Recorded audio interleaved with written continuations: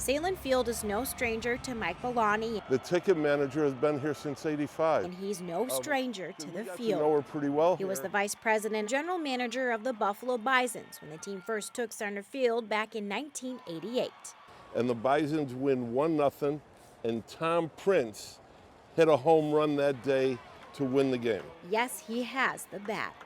Billoni tried his hand at Little League before entering the front office of a pro sports team. Couldn't hit a curveball. That was until 1992. It was the best catch I ever made.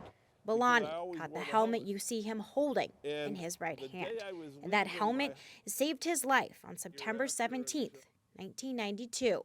When a drunken Canadian customs official hit me from behind in a hit run. Billoni underwent surgery for 17 hours. He spent more than a month recovering at ECMC.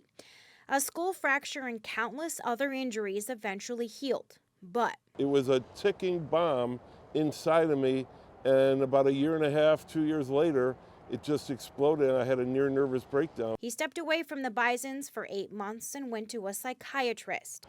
And he said, "You have a bipolar disorder." Great. What is that? A mental illness. I didn't hear another word he said because I'm saying to myself, there is no way I'm going to tell anyone I have a mental illness. Billoni was then given what he calls a soup of antidepressants. It's like a dark elevator shaft, and it just keeps going down.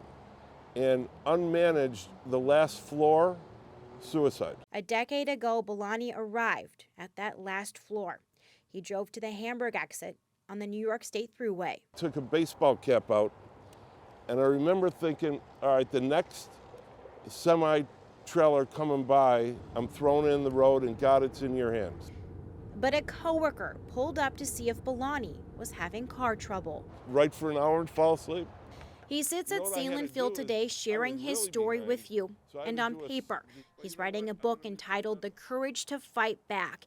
It will be a 3-part series offering hope and inspiration and then ending the stigmas surrounding mental health and suicide. Until the book is tangible, though, he has some advice if you know someone diagnosed with a mental illness. Don't judge. Don't try to be a doctor and tell them they don't have what they say they have. Or if you are dealing with mental illness or having suicidal thoughts. Don't feel bad because your head is, your mind, your brain is hurting. Billoni says just make a call, whether it's crisis services, your doctor, any medical professional. He says the more people talk, the quicker the stigma will end. And he hopes one day we can all accept a mental health diagnosis the same way we do cancer. It's no different. And it isn't a life sentence that they're ruined. And I'm living proof. Brianna Foose, Spectrum News.